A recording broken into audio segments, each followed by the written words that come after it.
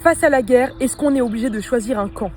Est-ce qu'à chaque fois qu'il y a une guerre, à chaque fois qu'il y a de la souffrance, on est obligé de dire je suis de ce côté-ci ou je suis de ce côté-là?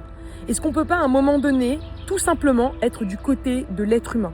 Parce que moi, personnellement, c'est ce que je ressens. Pour moi, à partir du moment où il y a une personne qui souffre, à partir du moment où une mère perd son enfant, la souffrance humaine, elle a la même valeur. Je répète, la souffrance humaine a la même valeur. Que la personne soit noire, blanche, juive, arabe, musulmane, athée, chrétienne, palestinienne, israélienne, libanaise, ukrainienne, russe, ce que vous voulez, à aucun moment on peut se dire je fais pas attention parce que cette personne appartient à tel camp. Et je trouve ça complètement fou aujourd'hui qu'on doit presque s'excuser pour pouvoir dire ça, pour pouvoir dire je refuse de réduire un être humain à une origine, à une nationalité, à un drapeau, à une religion. Parce que c'est exactement ça le piège de la guerre.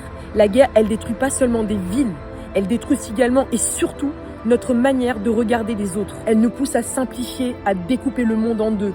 Les bons, les méchants, les nôtres, les leurs. Ceux qu'on pleure pas. Mais qu'est-ce que ça veut dire?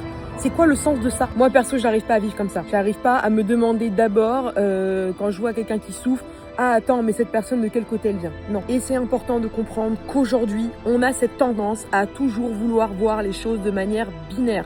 Pour, contre, noir, blanc. Alors que vous savez très bien que la vie, ça fonctionne pas comme ça. Il y a des zones grises et d'ailleurs, nous aussi, on en a des zones grises. Ce qui me choque aujourd'hui, c'est à quel point ça devient difficile de laisser exister cette zone grise qui est en fait tout simplement la nuance. Comme si c'était suspect, que ça dérangeait, alors que c'est exactement cette nuance, ce côté non binaire, qui fait la différence entre un bot, un ordinateur, une IA et un être humain.